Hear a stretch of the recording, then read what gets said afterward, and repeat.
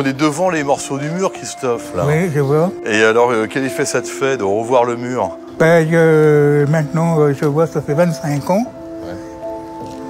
Et ça fait, c'est un effet de revoir ces pièces que je reconnais, hein, ces sables, ces bétons de l'Allemagne de l'Est, c'était épique.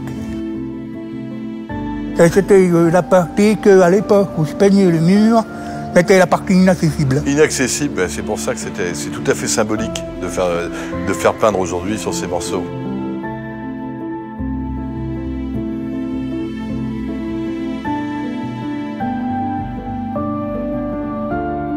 Alors moi je suis arrivé en 1980, le 24 décembre 1980. Ouais.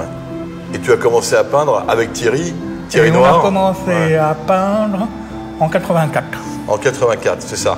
Moi, Thierry m'a dit qu'il avait couru pour peindre son petit personnage. Ouais. Et le lendemain, tu avais dit « Ah, ben je viens avec toi. Ouais. » Voilà.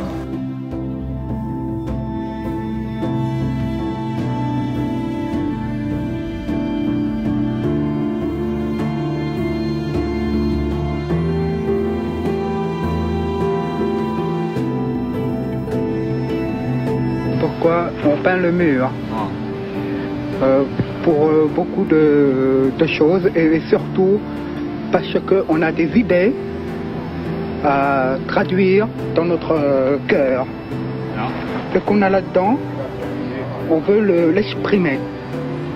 Et l'exprimer par la manière de la peinture. Je ne pense pas pouvoir peindre de l'autre côté du mur. Si je pouvais peindre de l'autre côté du mur, ça serait des billets de 100 $, tout le long du mur et toute la publicité Coca-Cola, McDonald's.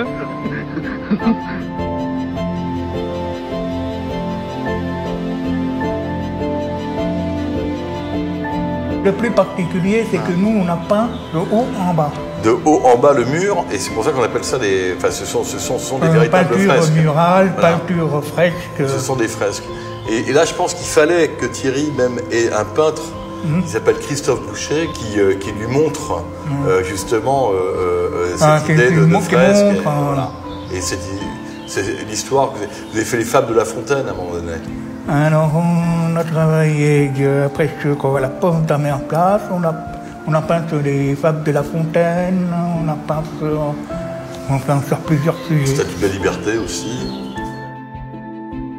On choisissait les endroits les plus médiatiques. Oui. Comme par exemple, tous les touristes qui voulaient voir le mur, un pont de la mer place, Checkpoint Charlie. Oui.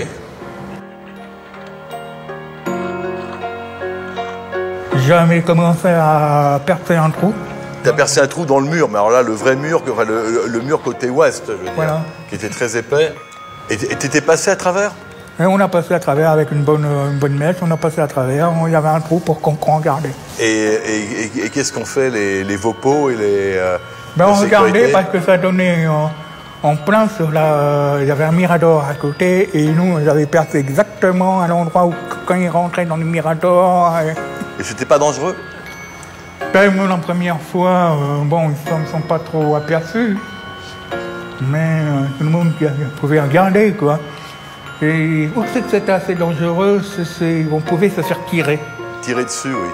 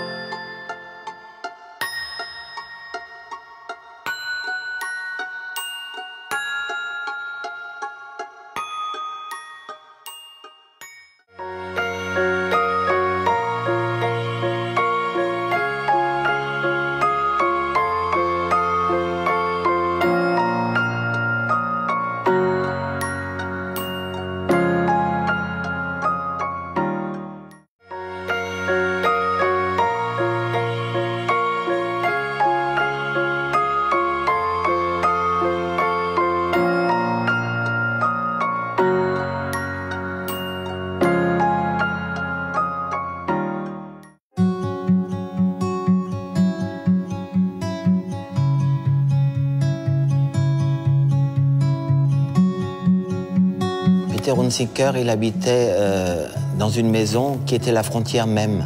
C'est-à-dire quand il sortait de chez lui, il était déjà à Berlin-Est, sa porte était la frontière. Et il a commencé à mettre des miroirs cassés sur ce mur, collés. Et les soldats de l'Est n'aimaient pas les objets sur le mur. C'était très mal vu, donc Peter Hunziker a été vraiment en danger, c'est-à-dire que les soldats voulaient murer sa porte. C'était le secteur américain. Donc il s'est plaint aux Américains. Les Américains ont dit non, c'est pas possible, vous pouvez pas murer sa porte. Donc ils l'ont laissé, mais c'était vraiment, il avait vraiment des problèmes avec ses soldats. Et ensuite il a mis des masques en plâtre qu'il faisait. Il en a mis je sais pas, une trentaine aussi collés sur le mur. Et là aussi, c'était vraiment une espèce de cache-cache avec la police des frontières qui a duré jusqu'à la chute du mur. Et à la fin, il a fait une galerie, la galerie du mur, ça s'appelait, à la chute. Et c'était vraiment, je me souviens, ça avait été vraiment une fête pendant des jours et des jours.